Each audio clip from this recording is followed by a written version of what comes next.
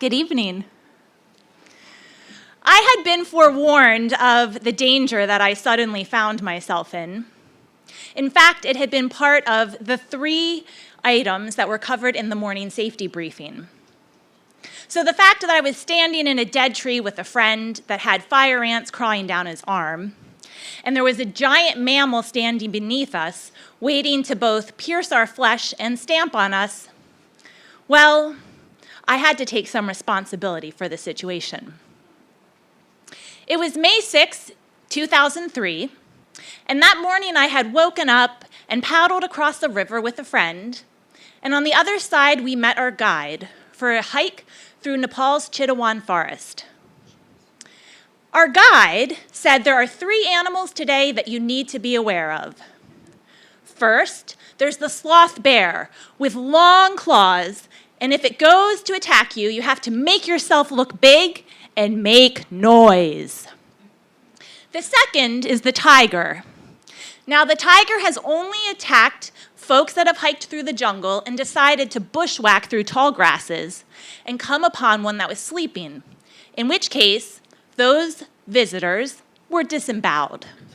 So avoid the tall grasses. Noted. The third animal is the rhinoceros.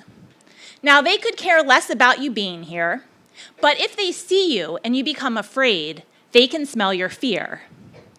In which case, they might decide to charge after you. And if that happens, your best plan of escape is to run in a zigzag because they have bad vision.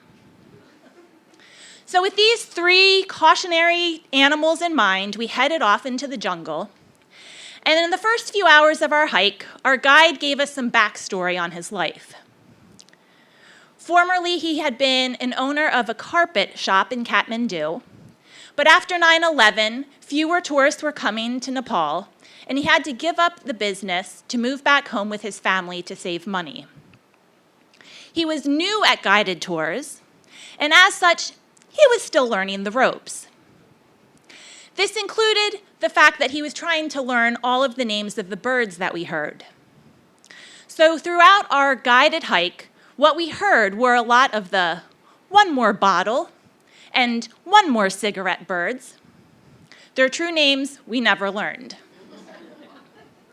For 9 hours, we proceeded through the jungle, and I was starting to feel disappointed that this was the great excitement of our guided tour, some birds with unknown names. And then off on the left, we heard this splashing sound. So we stopped and we peered. We had to peer through some bushes because those were in abundance, but there weren't any trees in this area. And behind this bush, we could see a beautiful rhinoceros taking a cool bath in the heat of the day. For those of you that haven't seen a rhinoceros close, they can be 12 feet long, 6 feet high, weigh up to 6,000 pounds, and have a 2-foot horn on the front of their head. If you Google them, they're sometimes labeled as a giant tank. Now, this rhinoceros was completely unaware of our presence until our guide went, "Run!" Well, that gave away where we were hiding, and the rhinoceros looked up and caught my gaze directly. And I admit, staring at a rhino, I became afraid. And apparently my fear has an odor to it because the rhinoceros decided to bulldoze heading straight forward. So we took off running in a zigzag pattern as we had been told 9 hours earlier, hoping we would lose it.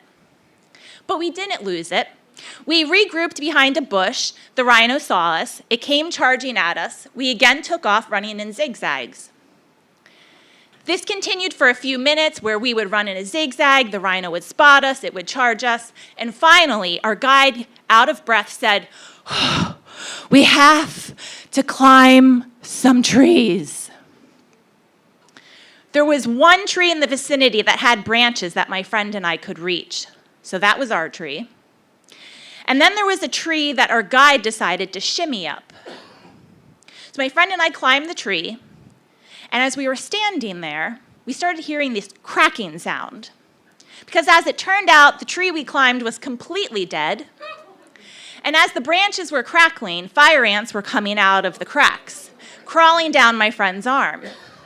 And as the cracks were occurring, the rhino heard them and came running to directly beneath our tree.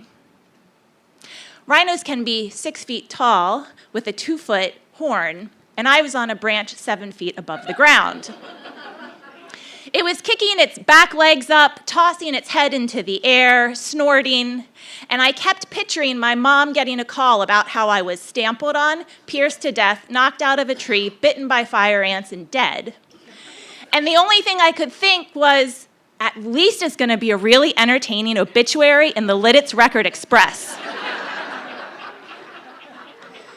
For all of our guide's shortcomings of the things he did not know, he did know that this was a male rhino, and he also knew the sound of a female rhino in heat.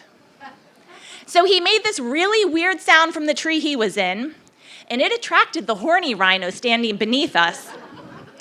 That rhino took off at the sound of a female rhino, and we were able to climb down the tree and finish our hike out of the jungle. Now, anyone new to a job wants feedback on how they did. Our guide asked us, "Did you have an exciting trip today?" And what could I say? I went into the jungle to see a great animal, never expecting that I'd have to make a great escape from one. Thank you.